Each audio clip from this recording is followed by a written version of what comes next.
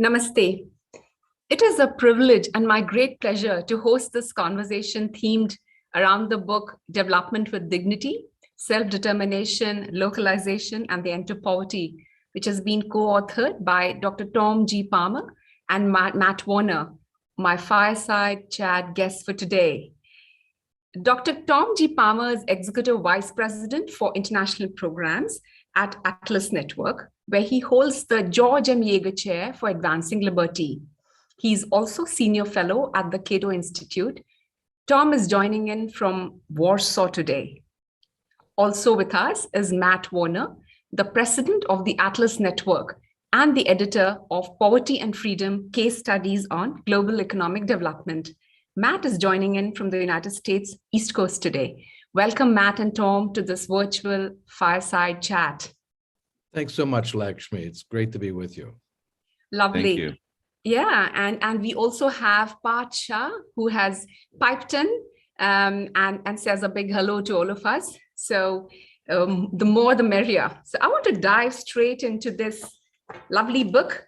I was one of the very excited early recipients of a physical copy of this book. I love kind of, jotting down and underlying and highlighting, and I'm really, really enriched. So it's a pleasure to do this discussion with you. And I'm going to start with you, Matt, with a very straightforward, simple question. Why this book and why now? Well, one of the important conversations that's happening in the broader economic development space is localization. And by that, there's, a shift of power to support the capacity building of local organizations to lead development. So rhetorically, this has been kind of the new theme. You have, for example, Samantha Power, the new head of the United States Agency for International Development, making really ambitious targets to shift their funding, not to these large international organizations that come in and are the experts on development, but instead finding partnership with local organizations who represent the community and the culture and have their own vision for change. So rhetorically, this has been what everyone is talking about, but in practice, it's of course much more difficult, I think, for these large institutions with their own histories and embeddedness and traditions to actually change the way they do things. Atlas Network, since its inception, has always had the attitude that our organization is not staffed with people who represent the actual communities that are seeking to see change. And so we've always been deferential to learning from our partners what their priorities are and how they want to pursue change, and then just coming in and supporting in whatever way we can. And so we wanted to write this book as a way to show that localization can be done, but you really need to think about the specifics to get it right. That's absolutely awesome. And it was, in fact, it's fortunate that you got down to actually writing this, a good outcome of otherwise a terrible event, COVID. I believe this is the time that you used to bed these thoughts down. So you're basically saying that you're seeing this shift already happening, but maybe not to the scale that it needs to happen. So it's good that it's somewhere sitting at the back of mind. So Tom, tell me, in your early career, might there have been experiences or something that you witnessed that actually seeded in the core idea of this book that has now incubated into this wonderful piece of writing? Oh, can I share just a couple very briefly? One, I think 1980, so 46 years ago, a long time ago, I had gone to a meeting at a community center in the center of a government housing project. So this is in the United States. When we think about development, it's not just low average income countries, but also low income impoverished areas within even wealthy countries. There are some similar problems. And we tried to find the location where the meeting was going to be held. And people kept coming out and addressing us and asking, when will you fix my screen door? Or my refrigerator. And it was puzzling. And we finally realized they thought we were from the government welfare department. And this was a case of learned helplessness and a largely unresponsive bureaucracy that just wasn't required to respond to these people. So they came out and they saw some people walking in the street and assumed, as it turned out, it was a kind of violent neighborhood, that we were there to fix those things. And that really stuck in my mind about learned helplessness. Mm-hmm. The second was in the Soviet Union, where market economy had been so attacked for so long by state propaganda, education from birth through life, that anyone engaged in business was called a spekulat, which was like a really bad insult, a cheater, someone who made any money by some kind of exchange. And the police were always arresting people because they sold socks or they something like that to satisfy a need. And then the third thing, very quickly, more recently, I've married into a family in Thailand, and I discovered they're quite poor. And I was even shocked when I went to see the conditions of the house. They didn't really have a house. It was my in-laws, 4-post, a roof, and a nylon or a vinyl banner from a rock concert wrapped around it. That was their wall. No water, no electricity. And I was so shocked I wanted to build a house for them. By the standards of their village, I'm immensely wealthy. I'm middle class in other countries, but there I'm rich. And so I was focusing on this, and a very wise friend said, well, Tom, you want to build them a house. What do they want? Have you asked them? And there was really a splash of cold water. And I did. What they wanted was land. They're farmers. So we invested and bought land for retirement income for my mother and father-in-law, which is very important to them. And then we built the house, but I understood the house was partly for me. They like it, but this was satisfying my desire. And it's important to always ask that question, what do they want? And almost no one asked that, including myself. I had to be awakened by a very wise friend who said, have you asked them what they want? And that was a pivotal moment in my thinking only in the last 6 years on this question. Yeah, that's actually awesome examples there.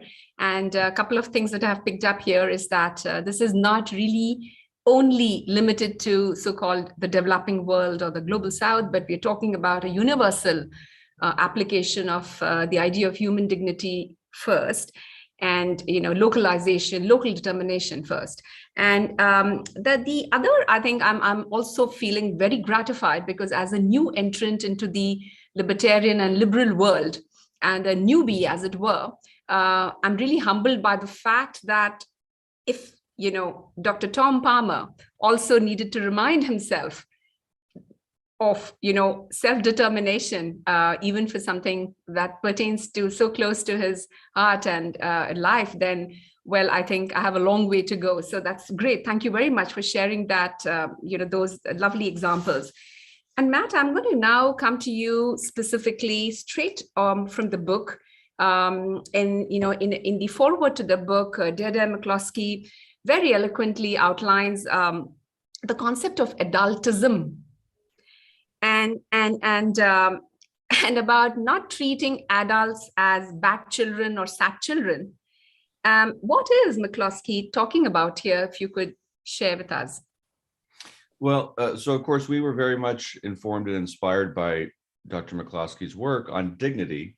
And part of the way we think about dignity is that you afford others the prerogatives and the deference of they know better what they want for their lives and what they ought to do. We all want to get advice from each other and learn from the people that we know and love and get inspired and get ideas. But ultimately, each of us wants to have that to reserve that space to make decisions for themselves. And I think what Dr. McCloskey is referring to in a very helpful way, she's very good at getting each of us to understand these very deep concepts with some simple language, which is if we look at others with pity, oh, how sad, they need us to rescue them. Or if we look at them as naughty, oh, they aren't acting the way I think they ought to be acting. Then we can trick ourselves into thinking that we are in the proper position to do something about it. In either case, that's a mistake, because dignity reminds us that while other people may certainly learn something from us, we are also learning something from each other, and we're all doing this all the time. And that the knowledge that an individual has about their time and place, I mean, something my mother taught me was, when you're tempted to look at someone and judge them, she would say, you don't know what they're going through or what their circumstances are. And that's just literally true. There are things that we cannot know, especially when we look at a whole economy and we have these ideas of how we think it could be improved. And we make the mistake, I think, of believing that we're in the position to do that, and we have enough knowledge and information to do it. Even the most educated expert on economics or political science does not have enough information, because dignity teaches us that part of the information and knowledge needed to achieve economic growth and shared prosperity is the knowledge of the individual and the way that they express their own preferences and the way that they understand their own trade-offs. Yep, awesome, absolutely. And I think the concept of adultism ties in very, very nicely to the core of the libertarian thought. And that actually leads me on to, how did you zero in on human dignity, Tom? I mean, Adam Smith's liberal thought talks about liberty, equality, justice. And where do you see human dignity fitting in, as in which of these liberal qualities is dignity a subset of? Well, it's one of the features of respect for the rights of other people. You accord them dignity. And we were thinking about this and going back and forth with Matt. And I mean, this book really has been a fusion. Each of us would take a first draft on a chapter, then back and forth and back and forth. And so I'm really happy with this collaboration. I didn't know that a book could work like this. And one of the things that we had both seen was, when people acquire their rights, when they're treated the way we believe people should be treated, with respect, not violently, not shaken down by the police, not beaten up, not discarded or cast aside as of no significance by bureaucrats and so on. They don't say what economists would say typically, and I love economists, but they would say, when someone gets a property title, they say, wow, the person is a capital asset.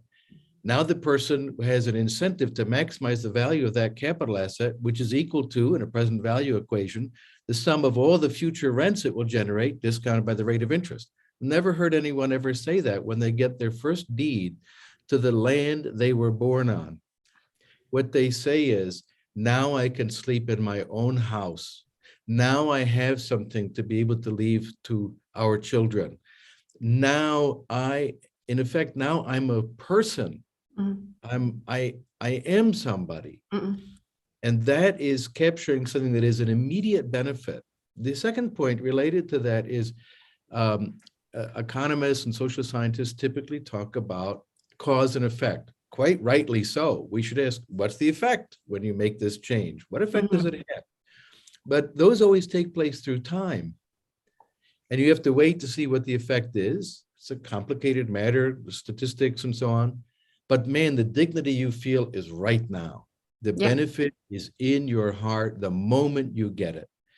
And I think that it's really the key to promoting a free society, is to focus on this immediate benefit, not just, oh, if we do this in X number of months or years, our income will go up, which is a good thing. But it doesn't move people the way dignity does. No, absolutely. Thank you, Tom. That's a fantastic insight. And we do have an audience question, which I'm going to direct at Matt. And it goes, considering that in certain societies, statism may have been ingrained over the years. Is it possible that in certain areas, the local people themselves no longer recognize their own dignity? So I think this is about the learned helplessness that, Tom, you referred to earlier. and they prefer to depend on the state. How could we help them recognize the importance of being independent? Great question. I think this is certainly a phenomenon that is possible and probably easy to imagine or have seen before.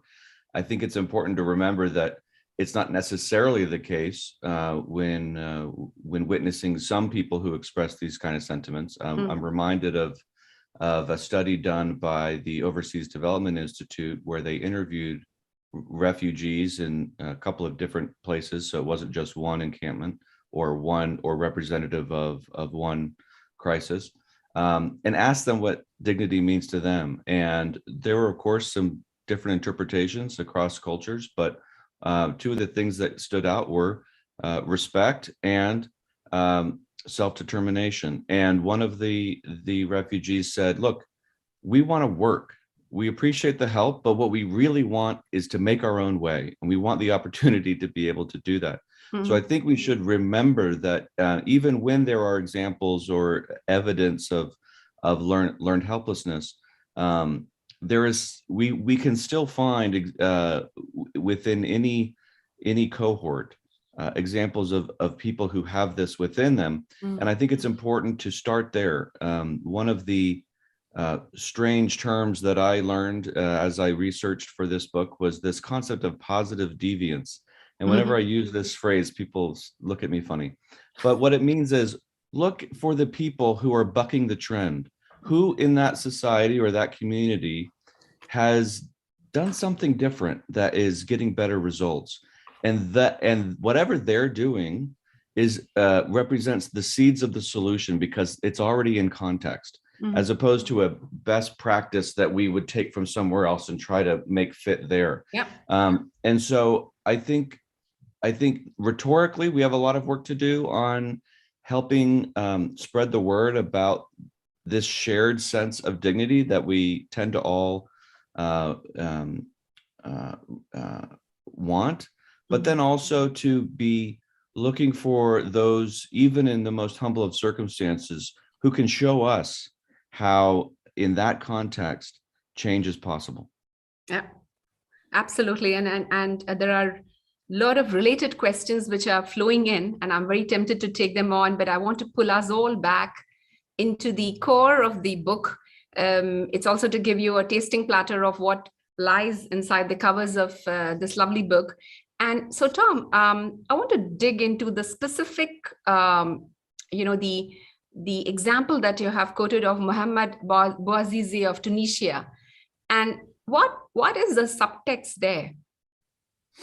Well, if you think about this terrible act, this self-immolation, which shocked an entire region, the whole world, but it had an electrical impact within the Arab world.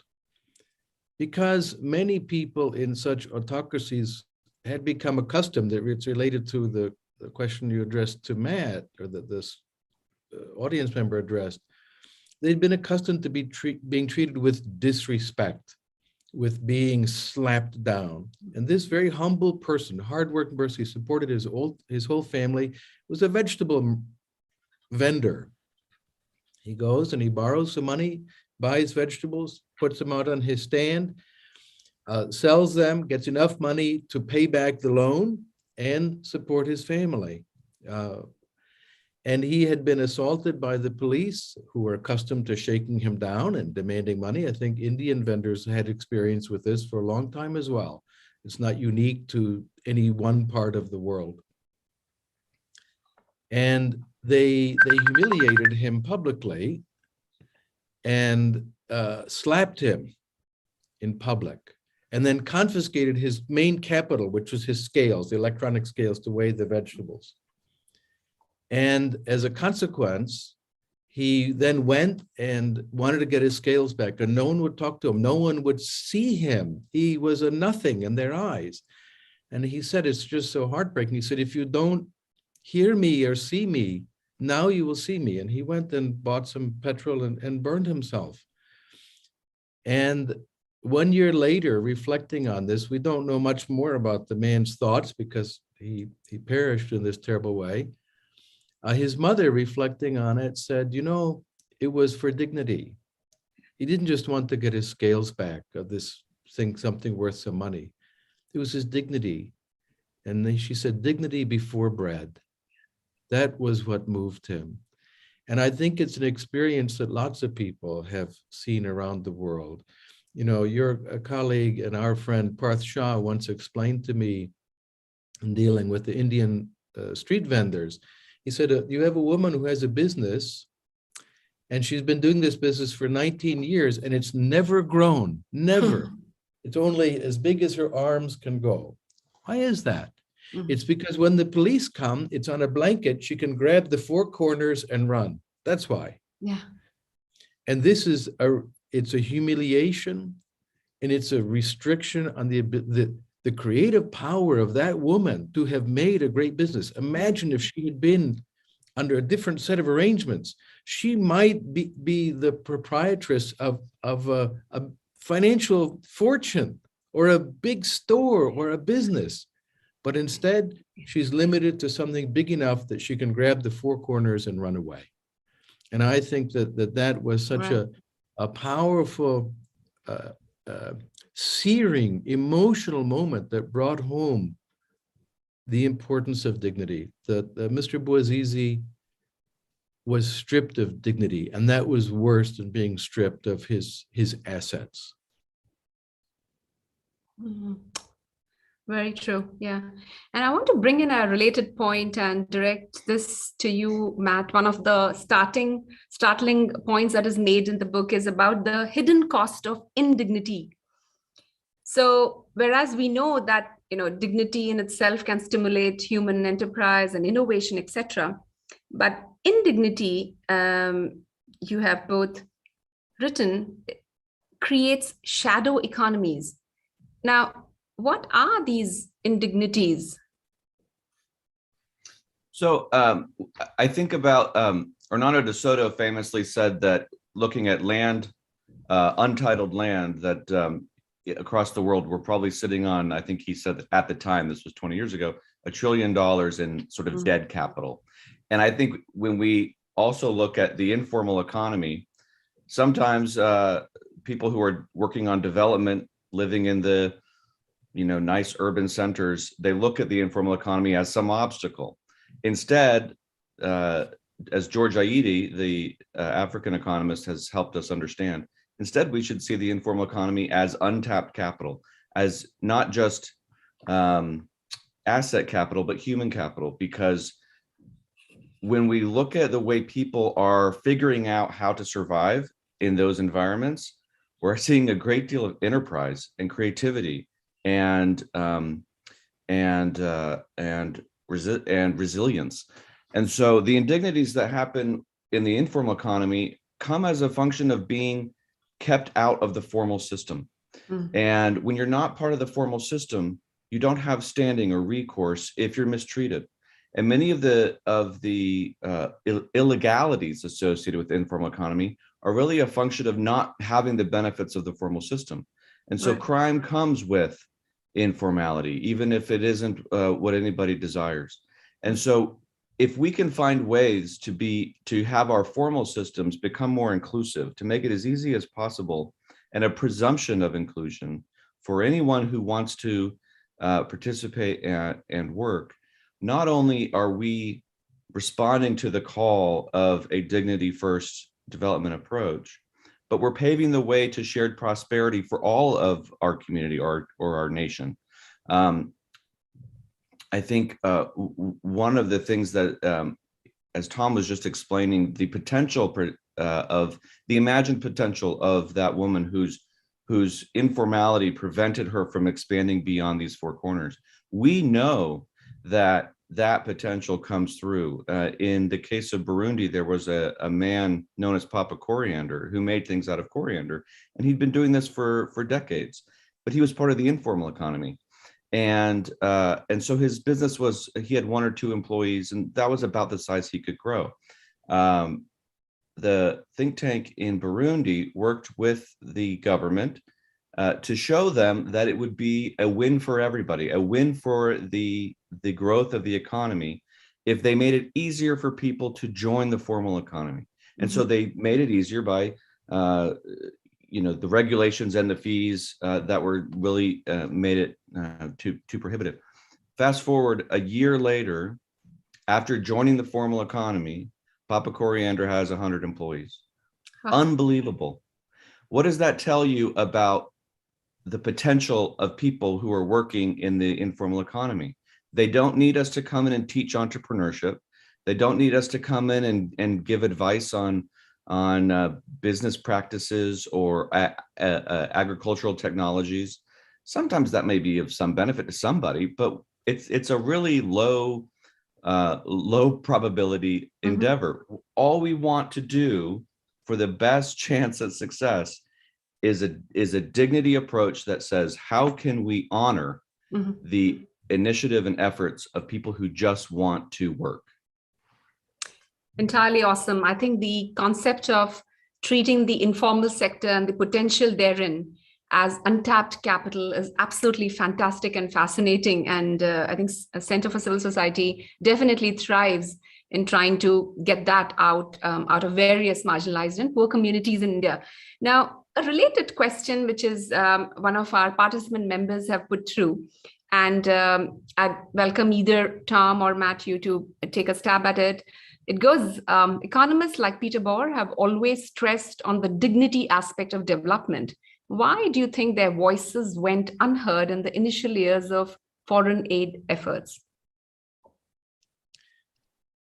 Bauer certainly had an impact, and he had an impact even on people like Amartya Sen, for example, who you can feel the influence, and he acknowledges that also. Bauer did focus on this human creativity in understanding how people in villages solve problems. I think that in a way, we had to go through this binge experience. I hate to make such a metaphor, but the wealthy countries were tapped to pour so much money into development on the theory it's capital. This is really a theory that came from, frankly, Leninism, and then was accepted by most of the development institutions. They said, oh, what they like is capital. We'll just give them more capital. Capital is what raises incomes. And the failure is so shocking that, in a sense, people were slapped. They had to realize this is a failure. And in so many instances, it demonstrably made people's lives worse. It undermined democracy. When you have a government that's getting 60% or more, 80% of the government budget comes from foreign aid, from foreign governments, how accountable is that going to be to their own people? They're not paying the bills. There's responsible people in Geneva, Washington, London, Paris, Tokyo, and so on. And so I think that, in a sense, the failure had to be so manifest before people would begin to say, well, what went wrong? Something went wrong. The then focus was, oh, it's institutions. Institutions matter. But still, this what we call I call a cargo cult mentality. First, it was put in the capital, they'll get rich. That was a failure. Next, it was, we'll just copy the securities and exchange laws from the US or France, and then just translate them into a local language. And bingo, you'll have the institutions. And that doesn't work either. And it again is a case of democratic development. People have to adapt the institutions of their own institutions. They'll have similarities and differences from those in France or US or Japan or wherever, but they'll be their own.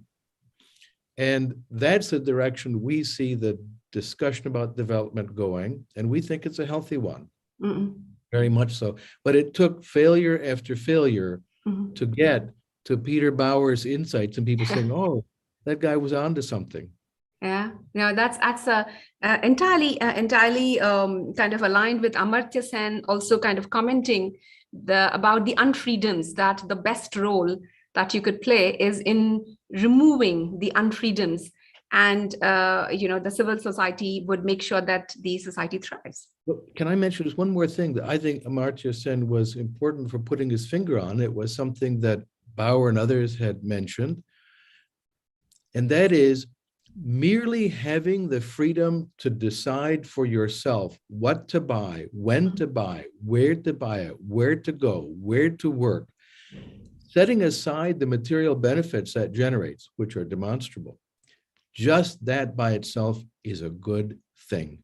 Awesome. Not to be subject to the arbitrary power and control of other people. And Sen put that front and at the fore of his work, and I think it's extremely powerful insight. Right. No, that's entirely awesome, and I'm kind of glad that you are seeing light kind of emerge at the end of the tunnel, although a little slowly. But there's a cheerful thought. Matt, I want to pull you into a discussion on a sentence from the book, which reads, and it's in the introduction to the book. It says, "The path to prosperity is not a matter of more work, but of improvement." What are the constituents of improvement that you see?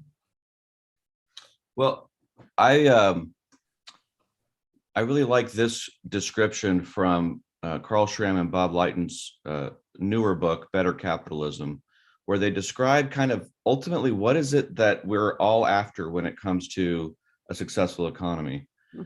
They say what we're after is a process of constant and continual entrepreneurial revolution.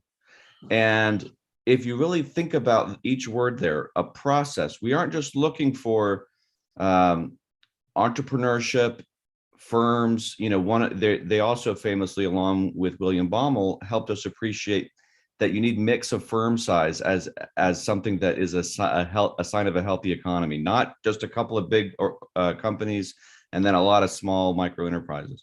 And so in order to have that healthy mix of firm size, you can't orchestrate that. You have to have a process. You have to have a system, meaning you have to have the institutional rules of the game that make as likely as possible as much experimentation and pivoting and seeking and finding and adapting as possible. And you want as many quote unquote agents in the model as possible to make that more likely. And of course, here we're just talking about people. We just want as many people as possible to be participating in part of this. Mm-hmm.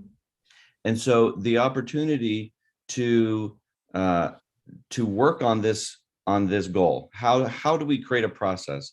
Well, that's institutional change, and it's in the direction of individual freedom, mm-hmm. and things like property rights, but also free speech, because as Amartya Sen also said, you know, this participatory aspect, the public dialogue is so important for all of these things. And so it's not just more inputs of labor, because if you have just more labor, you aren't hitting the kind of nonlinear growth that we're after if you're just working at that scale. And ultimately, everything I've just described is in the hopes of innovation. So innovation is just doing things differently in a new way that changes the fundamental equation of how wealth is created. And so, again, if we want a process, then we have to stop tricking ourselves into thinking that we can design outcomes ourselves, and instead focus on, are we getting the rules right? Are we affording dignity to every person? Are we achieving equality under the law? Again, because we don't know where the innovations are going to come from. So we want equality under the law for moral reasons, and those are sufficient. But then there are also really practical, important reasons to achieve that as well, if we also want shared prosperity. Yeah, great. And Tom, would you like to kind of elaborate on this a bit more? And I'm going to piggyback one of the participant questions, which basically says, is there a method to localize the SDGs for the rural areas? Well, let me take it in two parts. And the first, Matt touched on about how important innovation is. That really is something that is underappreciated and misunderstood at the same time. Innovation isn't just about what Steve Jobs or Bill Gates or someone like that did, that these big things. Innovation takes place all around us. It's the small cobbler figuring out how to make shoes a little cheaper, a little bit better. It's people figuring out how to deliver goods to their neighbors or engaging in arbitrage and so on. These are all innovation. It's not the way it is often portrayed, some brilliant scientist or entrepreneur doing something big. It's lots and lots of little things. So if we think about what accounts for economic growth, it's not just more of the same stuff. So I have a chapter, one of our chapters where I wrote the introductory paragraph, and I tried to think, how do I explain economic growth? I said, imagine a very poor country. Life expectancy at birth is 44. That's 16 years less than the Democratic Republic of Congo. You've got more than 1 out of 4 children die before the age of 5, 28%. 43% of the population, working age people 10 and older, work just to produce food. 10% are servants in the houses of the rich, and no one has a cell phone, television, or even a radio. What a poor country. That's what my grandparents were born into, in what was then a wealthy country. What changed between their lives and mine? Was it that we have more kerosene lanterns? Was it we had more horses? It was innovation. Yeah. In literally billions of small things. And what was needed was the freedom of people to say, let's do that differently. Not having to go to the license Raj, and India still has some of that, and say, oh, may I have the permission to do this? May I have the permission to do that? This permissionless innovation, the idea, you can just do it. Your money, your life, your business. If you fail, it falls on you. And if you gain, you can profit from it, as will all of your customers, suppliers, employees, and everyone else. That's the key. So it's not just more capital. It's not more big things. It's innovation which is decentralized, not planned by anyone, and full of surprises you never would have imagined. And I mean, look at the Indian IT industry and so on, which is astonishing, has raised so many people out of poverty into middle class and dignified lives. That's where the rubber hits the road when it comes to economic development. And for that, you need this presumption of permissionless innovation, of the presumption of liberty. Now, the question of then looking at the SDGs, or the development goals on a village by village basis, I think part of the problem is for us to know what the goals ought to be for that village. And I think that it's just the wrong mentality. Let the people in the village figure out what they want to do, and the people in this family and that family. So I think that even though those set up broad goals that we could all endorse and say, that's important, the idea of parceling them out and saying 1/8,000th of that should be in this village and 1/8,000th in this village is a mistake. We will find that different areas will find that they can do different things. And you've seen that in areas where there are sometimes certain groups of workers create co-ops, create firms, and so on, and they specialize in this thing. And no one in New Delhi or Washington or Berlin would have known, oh, that's the best thing for them to do. Yeah, no, absolutely. And that's really, I love the phrase permissionless growth. And I think somewhere, this is also to do with the lifespan of any movement. So in this book, Matt, you could maybe take a stab at this one, which is talked about the history of liberty, and that it has largely been an extension of the concept of liberty, starting with a few to envelop the entire humanity.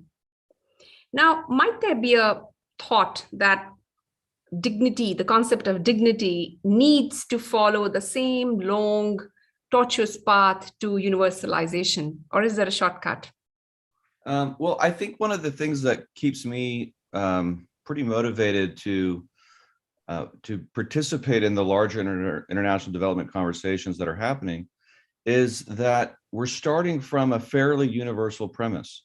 The concept of dignity, or the term at least, is something people feel very familiar with. And so we're starting from a place where we have a presumption of consensus, but then we need to define this term as it applies to the way we go after the kinds of goals that we think are important.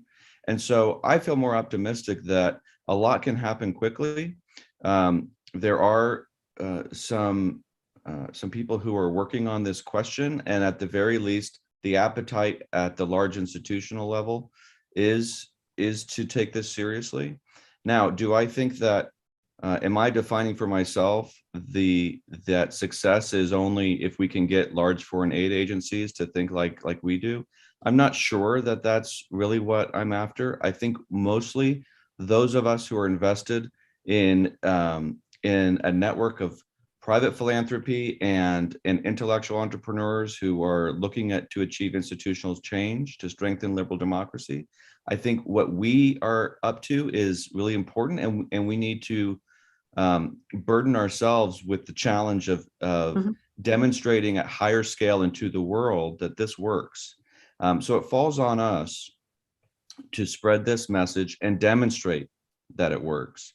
And I think we are doing that, and we can do so much more. And I feel that conviction that we can do more based on what I've witnessed in seeing just the inspiring innovation that many think tanks around the world, and that's the area that Tom and I are most familiar with in terms of our day-to-day work, the role that they're playing in identifying from their local context what are the institutional changes that are going to have the biggest impact for a more inclusive economy, a fairer economy, get those rules right. And it's startling to me to see the kind of impact they can have at the kind of budgets that we're talking about that would make no sense to a USAID or the Foreign Office out of Great Britain. And so that's, I think, instructive that it's not how much money you're spending, it's who is in the decision-making seat and what are the support network incentives to help drive innovation in that sector to get the rules right in context. Awesome. And more power to you, Matt and Tom, as you go about this on this crusade. And I wanted Matt to kind of continue with you. And if you could talk to us about the phrase that I believe you've coined, which is outsider's dilemma. What is that about? Yeah, so we've many things that have been said already on this call kind of paint the picture of the outsider's dilemma. And I think we're all kind of familiar with the idea that at the individual level, you have someone you love and you see them go through problems, and you realize there's a limit to how much you can control in terms of improving their life. And that often we may not know what is what it is that they truly need or need to go through.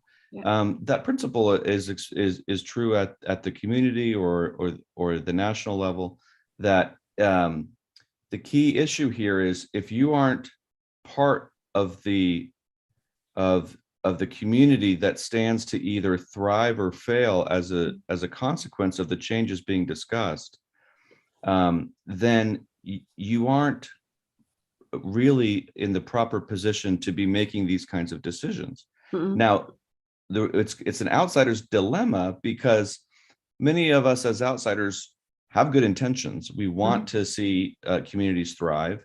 And we get some sort of sense of purpose out of working on these kinds of issues. But the hubris has to be kept in check, because the proper role of the outsider is not to fall for, as we alluded to earlier from Dr. McCloskey, the idea that, oh, these are sad children or these are bad children, and we're here to make them better.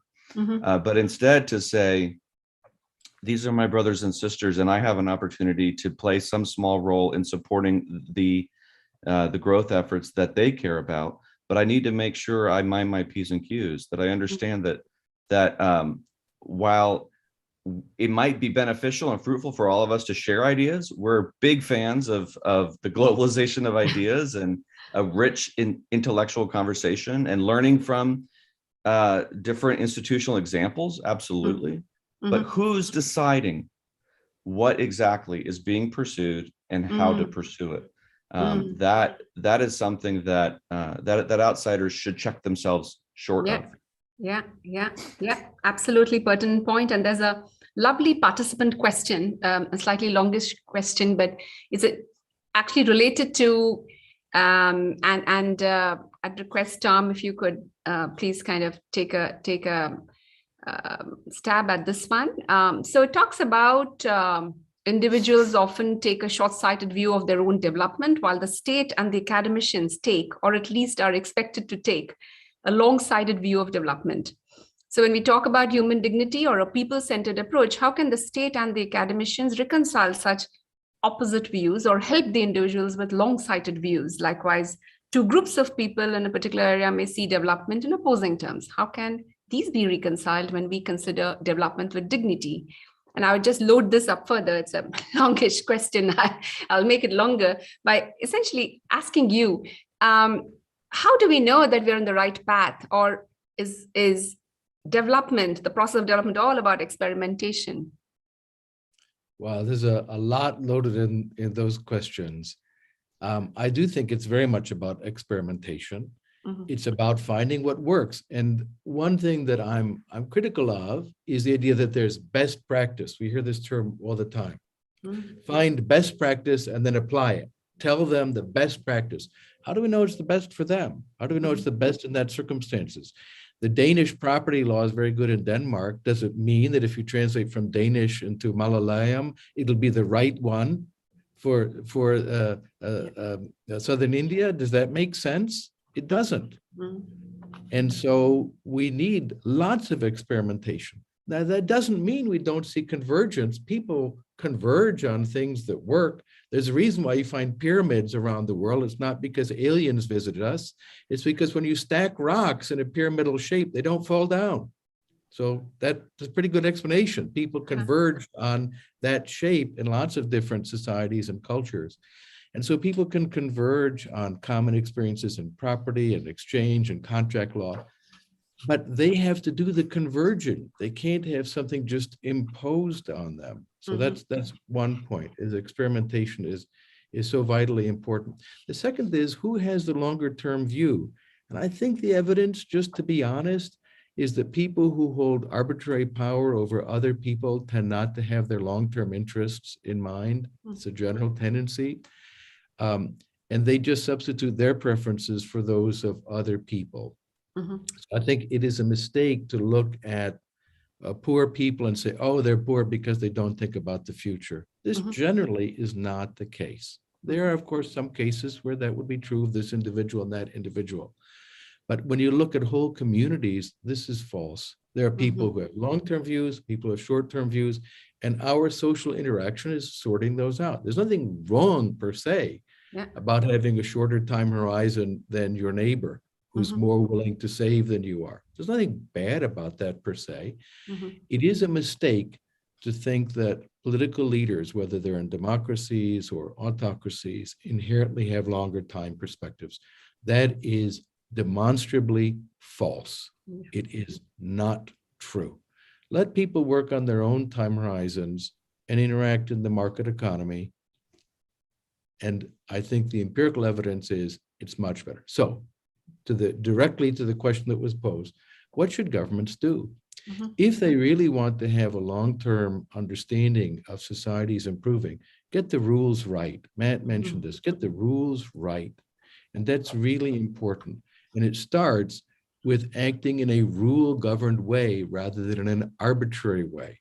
Get rid of the ability of people to deny permission to others. Assume they have the right to do what they want with what is theirs, but then you need regulation by the rule of law. Clear rules that apply exactly the same to Lakshmi as they do to me. No difference in the two cases. So it shouldn't be that because of my religion or my caste or my political party or who I gave money to, that I get different rights from what Lakshmi gets. They should be the same. That's government's job. And when government spends all of its time to do everything else, it doesn't do that one correctly. And that, in my opinion, is the key. Get that right. before certainly you decide you're going to have a government making manufacturing and all the other things that governments have taken over. Yeah, no, absolutely. And I love both the concepts that you've put out here, that experimentation is key to growth, and the fundamental is actually getting the rules right. So it's not, it's basically, it's as simple as that. And once you have that, everything else falls in place. I want to move to a slightly kind of broader theme here of human enterprise and innovation. And typically, these two aspects are associated with a very hard-nosed capitalistic approach to development.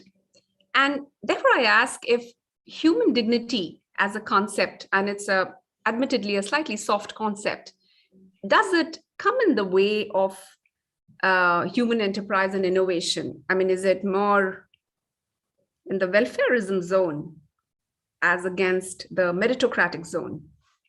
Tom. Can I take a quick stab very briefly? And that is to say that there's an element that I think Gurcharan Das, one of my teachers, in the sense that I've learned so much from his books and insights about Dharma, about this self-regulation of doing what is the right thing. That really is the key. So we talk about norms and of behavior that will adjust themselves to the right set of rules, and they become self-reinforcing. So it's about the fact that more people know the right thing to do in their circumstance that we should be relying on. And that is a tradition well articulated in philosophical thought from India, from Europe, from China, from so many places. But Matt, you have important things to say on this question.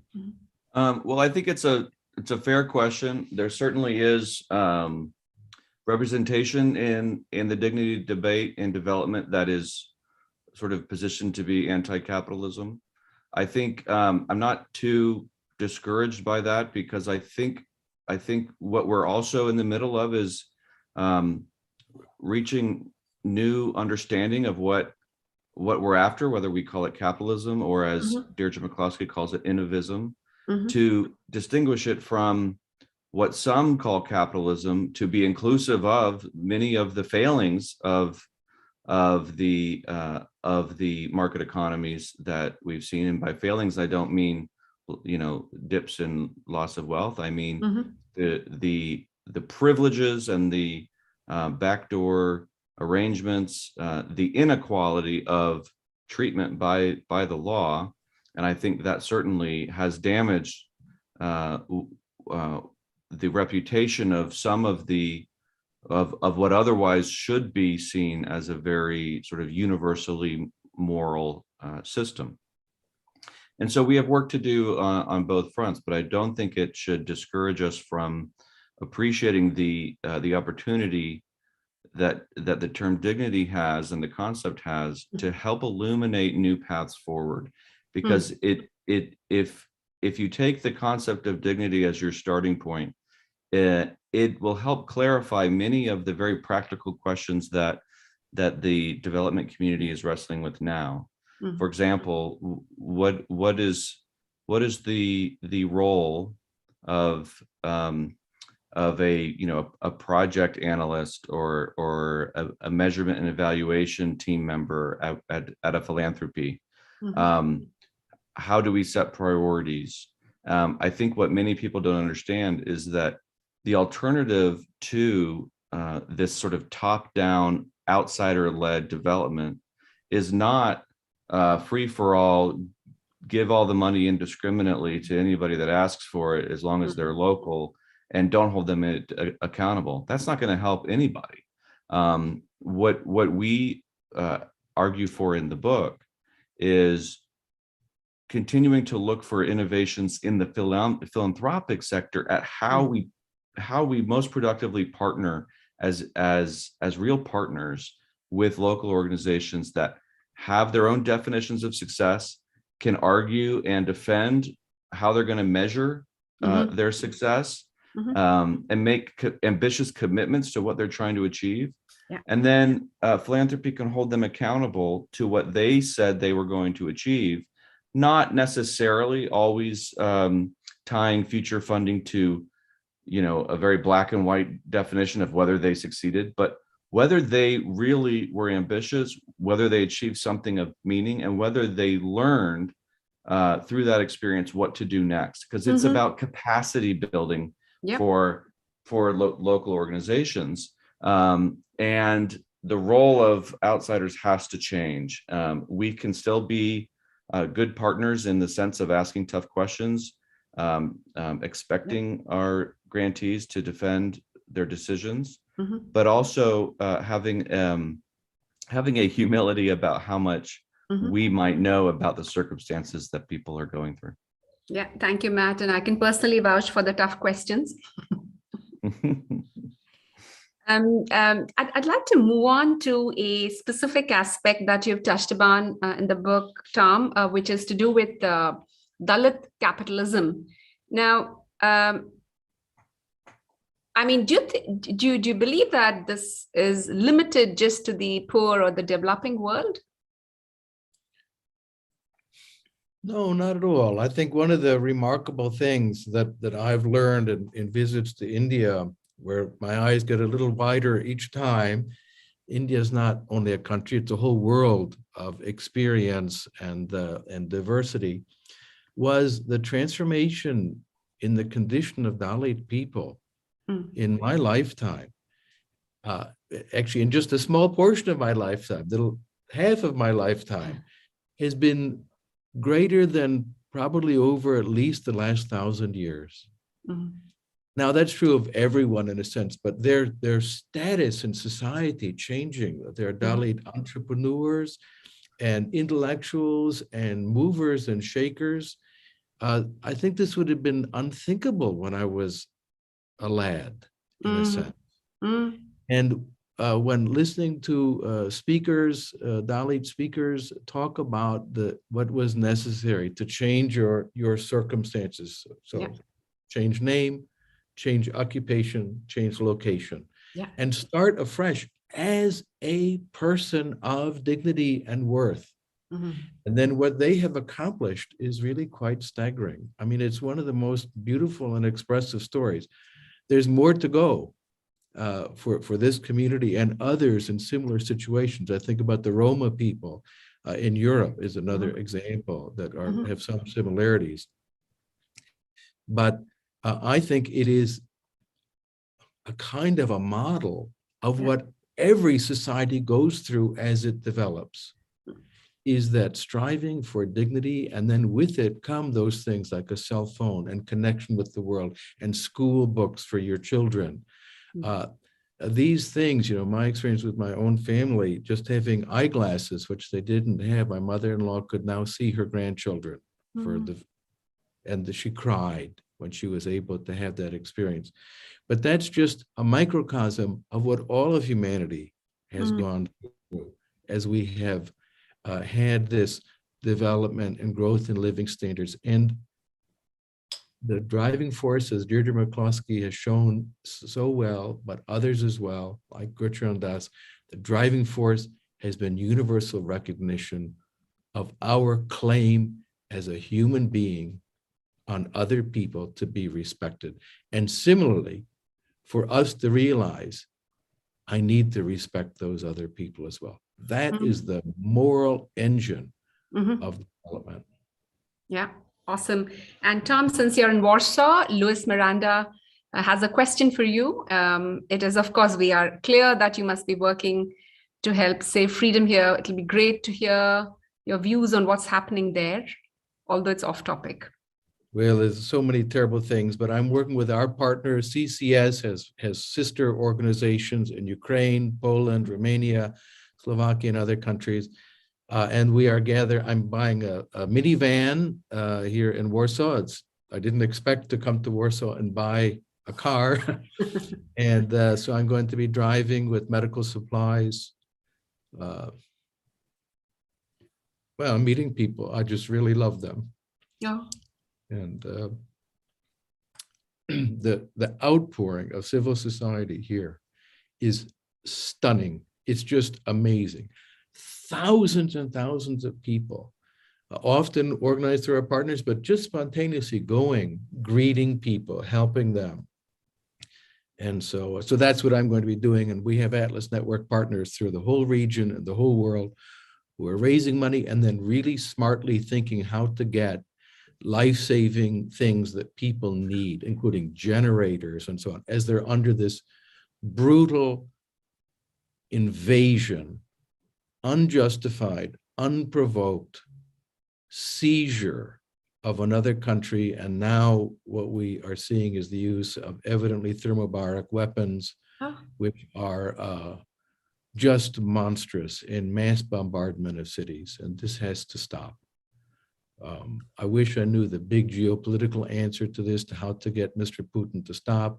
I hope someone in Moscow serves him a cup of tea that disagrees with him, as he does this to his critics. But on the ground, our partners are stepping up. So you should be very proud in CCS of your sister organizations and what they're doing. Thank you, Tom, and more power to you and to all the freedom fighters who are engaged in this, and may you stay safe too while at it. There's another participant member question, and which is to do with guilt hypothesis. And the question is it the guilt of people in the West economies which is driving their development spending in the rest? Matt, yeah. Well, the history of development spending has, I think, preceded the emergence of a recognition of a guilt hypothesis. I don't know that would be the case. I think what one of the challenges for the kind of change we seek is that there is this very sort of simplistic presumption among anybody in a wealthy country that, well, we ought to be sending them something. And most people, and there's nothing wrong with this, but most people kind of stop their analysis there, right? Mm-hmm. And so it's one of those activities that already has sort of a presumption of goodness, even though it's actually not so simple in terms of whether you're doing good and in fact could be doing harm. So I think one of our challenges for all well-meaning people, whether it's from a place of guilt or just a general attitude of wanting to see the world be a better place for everybody, one of our challenges is to raise awareness at the complexity. And I don't think that, and I think there's actually been some progress on this point. I mean, we've had successful mass media examples of oh gosh, this is actually more complicated. If you look at, for example, Tom's Shoes or some of the other documentaries that have tried to show people that that there are unintended consequences and they can actually be pretty perverse. And so I think our challenge then is both on the storytelling side for helping people understand that that we have to be careful as outsiders, that we're not being reckless when we're trying to help. And then also on the institutional side, you know, there are conversations. There's an event happening that we're going to participate in here in Washington, D.C. in July called DevX World, which is one of the hubs of media on these questions. And they are not shy about covering the failings of the development community. And there's a sincere earnestness to figure out why things are going wrong and what to do differently. So I think we can be optimistic that, you know, that things can get better. And it starts with having these kinds of conversations. Awesome. That's a cheerful thought. And yeah. And there's a wonderful question from one of our Students for Liberty participants, Akash. And Tom, this is addressed to you. And it says, just last year, India passed a legislation on geospatial reforms that didn't make it to headlines, but its clauses had a very important subtext. It allows for companies to self-declare that they're abiding by the regulations instead of seeking licenses from bureaucrats for that. Now, is this what you would say is a permissionless innovation? I hesitate to comment on when I don't know what the details of a law, so I want to be very cautious in this way. There is something that's been happening in some other countries that has come to the term regulatory sandbox. The idea being that a firm starting something new, it might be in financial tech, for example, where there's all these changes happening just daily, might be in insurance markets, it might be in delivery systems, that they get to experiment and just do new stuff, even though there's no current regulatory framework, even no legal standards governing it, and see what happens, rather than just being shut down because there's no regulatory framework. So let them experiment. I think these regulatory sandboxes are very wise approaches to make regulatory systems at least more flexible to accept and allow people to experiment and see what happens. So I think that's really a key. Can I add a very quick note to Matt's note? Matt is such a nice person. He always sees the best in everyone. There's also a little bit of a dark shadow to government foreign aid programs called Tide Aid. And it's not the only story. Matt highlighted all the benevolence involved as well. But much of the aid from foreign governments is tied to the purchase of goods produced by producers in that country. This is really a nefarious way of taking money from the taxpayers of country A to send it abroad to be sent back to the special interests in country A who lobbied for the aid. So this really, it has this dark side, and it has had a very negative impact on countries when you say to the government, here's a bunch of money, but you have to buy products from this country, from these even particular producers. And this is not helpful to those countries. It's really a sneaky, underhanded way that cronies, special interests, take money from the public and say, oh, look at the wonderful thing we're doing for those poor, helpless people. It's just cronyism. So there's that dark element that shadow to government foreign aid that needs to be mentioned. Yeah, that's a very interesting point. And temptation is there to actually now veer into lots of questions that our participant members are posting. But I want to draw us back to the book.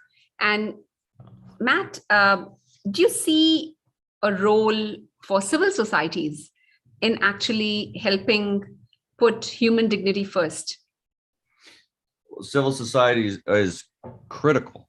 One of the arguments that I think is helpful for framing what we're up to in general is from Acemoglu and Robinson's newer book, Narrow Corridor, where they argue in observation that the more successful societies are those where there's a government that functions and is capable of doing the basic things. And then there's a really robust civil society that keeps it in check. And so we have to see and understand that government alone is never meant to be the solver of these problems. Ideally, the government is where we collaboratively decide what the right rules are, and then enforces those rules. And then the actual work of figuring out how to keep those rules right and to improve them and to have them reflect changes in the experience of our economic path, civil society can play an important role in. And one of the reasons why I think Tom and I were in a good position to write this book is that while localization is being talked about very broadly, we have the unique benefit of having witnessed the work of so many robust think tanks who, again, with much smaller budgets than the World Bank, have done amazing things. And so I think sometimes we have the mistake of thinking of civil society as a place of dialogue only, but it's certainly a place where dialogue happens, and dialogue matters. I didn't always feel this way. I got a little bit sort of cynical about a sort of a general, oh, we're going to have a dialogue. And, people get impatient and say, okay, but what are we going to do? But, you better dialogue before you do, so that you know that you have the most anti-fragile sort of ideas. And so think tanks today are what one researcher writing for the Royal Society of Arts called an undervalued resource. And I believe that. I think that there's so much capacity that we're going to continue to see build among think tanks as participants in civil society, not the only actors that matter, but certainly because of their focus on institutional changes to the institutional rules of the game. It's a high leverage point for real change that is going to affect the most people. Yeah, I love the idea of a dialogue and essentially participation before actually you get down to even writing stuff. And I guess that's the classic dilemma of the do tank versus the think tank. And that I guess a good midway path is evidence-based think tank. And so you basically kind of have the best of both the worlds. So thank you for that wonderful insight. Tom, there are a few questions in the Q&A box, and I'm hoping to hear thoughts from you on autocracy. I mean, I think we couldn't have chosen a better time to talk about it. Yeah, the interplay of dignity and autocracy. Well, I mean, the Russian case is pretty clear that you have an autocrat who is not responsible to anyone in terms of civil society, and he's now crashing and burning his own country in the process of invading and devastating another. This is one of the most extreme examples that it's happening right in front of our eyes. Yeah. So people have sometimes said, well, if only I were in power, or they'll cherry pick out of 120 cases, they'll find the one where there was an autocrat and things turned out okay. They say, see, autocracy works. Yeah. And in the book, we look at the pictures, say, look, you're cherry picking. Let's look at all of the countries in the world. Autocracy has no economic advantage. And indeed, again, this case we're witnessing right in front of our eyes right now, the downside of autocracy is catastrophic. It's a catastrophe. Yeah.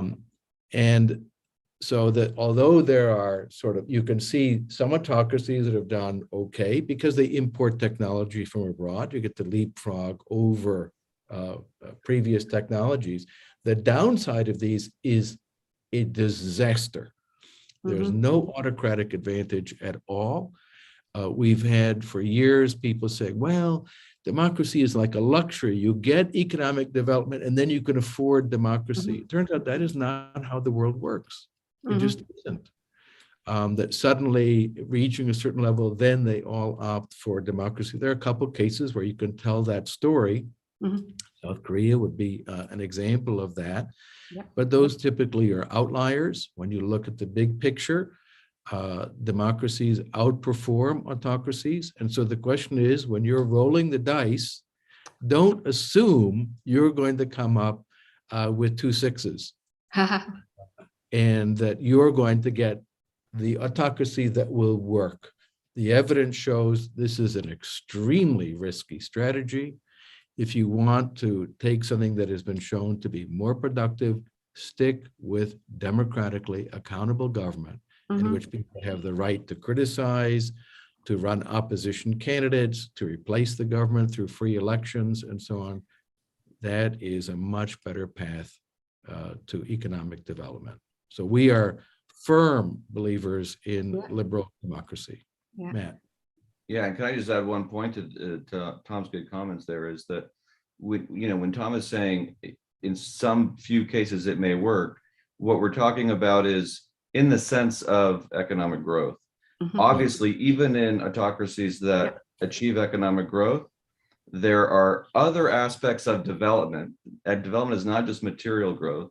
There are other aspects of development where they are poor, meaning human rights, civil rights, political prisoners. And so we have to be careful that when we talk about development, we're talking about not just measures of economic improvement, but also freedom as an end in itself. That was another point that Amartya Sen made, development as freedom. Yeah. The freedom itself is the end goal. Yeah, yeah.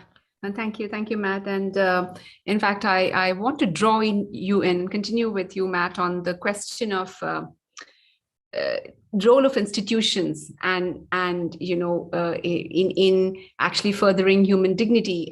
We talked about rule-based society, and we said that is important. Now, where do you see institutions figuring in this, and what are those particular aspects that institutions need to bear in mind so that we get it right? Yeah, well, so institutional change is tricky, and it tends to be politicized, and there's nothing wrong with that. I mean, when we make changes to the way we govern ourselves, that's a political question. I've become interested in studying some of the ways that different parts of the academic and development community are looking at institutions, because the general consensus has been, as Tom alluded to earlier, that our previous approach to institutions was too simplistic, thinking that we could copycat and that if something works here, it'll work there. And so the laundry list of reforms that came out of what was called the Washington Consensus, a general blueprint for liberal democracy, has gotten a bit of a bad rap, not because, in my opinion, because of that they're not meritorious as policy ideas, but because we were too simplistic in thinking that they could be installed cooperatively between outsiders and bureaucrats. Mm-hmm.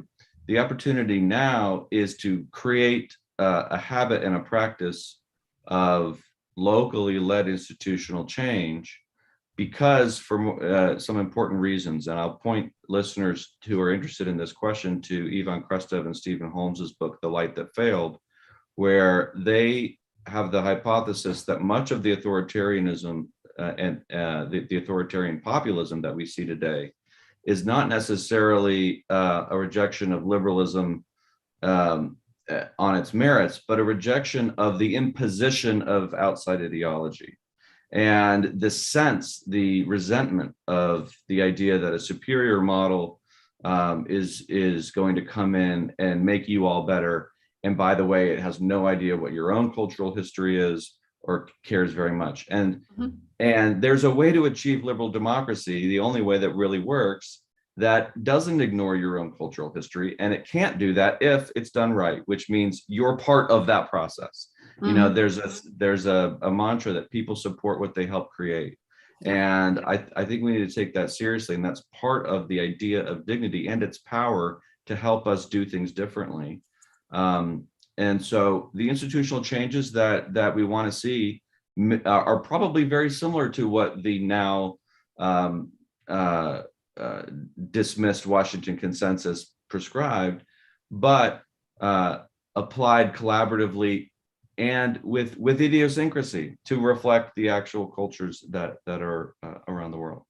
Thank you, Matt. That's a great viewpoint. And I do have a related question, which one of our participant members have posted. This is directed at you, Tom. You critique the neo-institutional school of economic growth by noting that there is no one template that you can copy and paste to generate economic growth. Betke and Coyne have similarly noted that institutional reforms need to be rooted in the merits of the local context, in the metis of the local context. You followed India for quite a while. Could you shed some light on what you think these ideas that India can be from India or even other parts of the world? Big question. There's someone who I followed for many years, Threin Eggertsson, who's an institutional economist from Iceland. And he really began to change his views. He was a neo-institutionalist. Institutions are what matter. His books are profoundly important. I learned a lot from them. His most recent work, he's talked about the difficulty of importing. There's production technology and social technology. Production technology is pretty easy to import. That's why we've seen a lot of countries experience, in this narrow sense that Matt was talking about, rapid economic growth, even sometimes without democratic institutions, because you can import technology from abroad, right? It's not that hard to get cell phone towers into another country and create a cell phone system. Social technology is a different matter.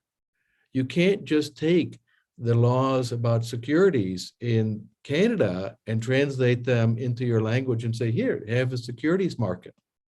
And we could think of, or property law and many other examples. So we do have to look then and say, well, it's not just a question of importing the social technology, which is the institutional framework, and just like sticking it there, like you would plant a cell phone tower. But they're radically different. And those social technologies, Matt's point, if we don't embrace them as ours, they won't work. So we've seen as an example, property systems in which the World Bank and other groups spend a lot of money to create cadastral maps and satellite mapping and so on. And then they just deliver, here's your property system to the central government, okay? But the local villagers and farmers there, they don't know anything about it. They don't embrace it. It's not their system. They don't understand it. It's imposed on them and it just doesn't work. In contrast, and here Hernando de Soto gave us clues early on, he said, listen to the dogs. The dogs know where the property line is. I remember this when I walked through a village with a friend, Julian Morris, in India many, many years ago. And the dogs would bark, and they come up right to the property line. You go away, and they stop. It's amazing. You need to listen to the dogs. They know how property works in that area very well. And so, like a project our partners have done in Côte d'Ivoire, they have mapped traditional law, customary law, which works, people understand it, with a system of legality that is transparent to people outside of that particular context. So you can get bank loans and so on. And that, I think, is where we need to go. And that's going to be true in India as well. The local traditions about how people do things can be mapped in such a way that they're legible to people outside of that context, which means that they can invest in it, they can provide capital for improvements, people can get loans to improve the productivity of their land and so on. But you need to start with, how is it that people actually live? What is it that they do? Rather than come in and say, we're going to impose the system on you. Last point, going way back, I remember when communism was collapsing, I went to Romania the day after Nicolae Ceausescu was shot, when they had their revolution there. And immediately flooded over the next months of experts from foreign governments. And one of them, it was like a kind of a joke that I was experiencing. You can't have a stock exchange until first you translate these 3,000 pages of securities laws from the US into Romanian. And the US government promoted translating this. What a catastrophe, what a mess. The idea is you can't have stocks until you have this particular legal framework. And it really was harmful to them, very harmful.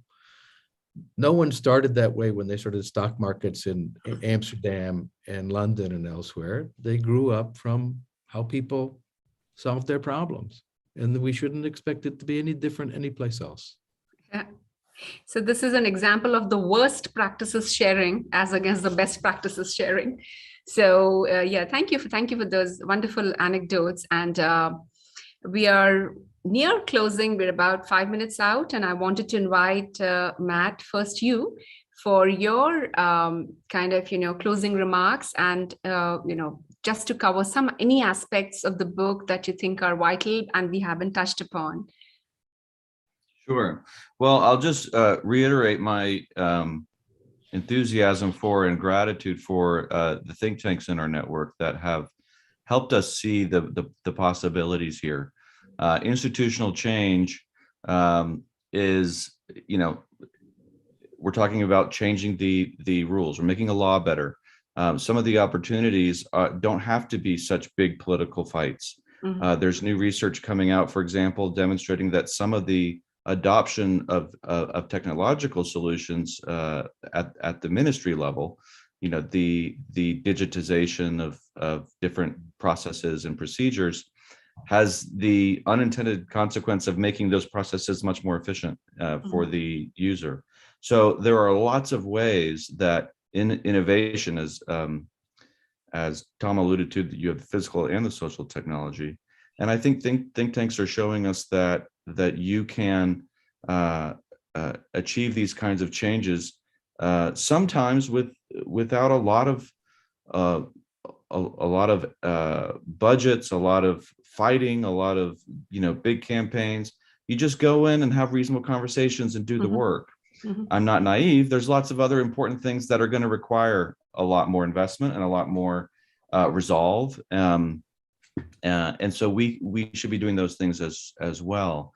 But I think there are achievements that can be made fairly quickly and fairly reasonably, that have an impact on improving lives for real people today.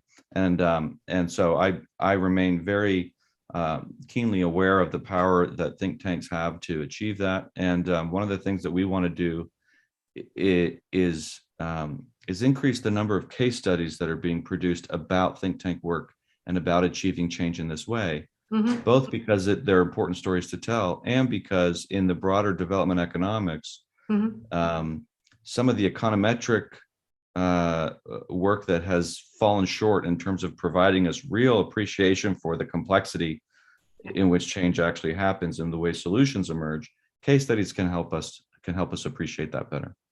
Thank you so much, Matt. And that's heartening. And I think this in part answers one of the participant questions as well, on the efforts that civil society can make to encourage the values of human dignity.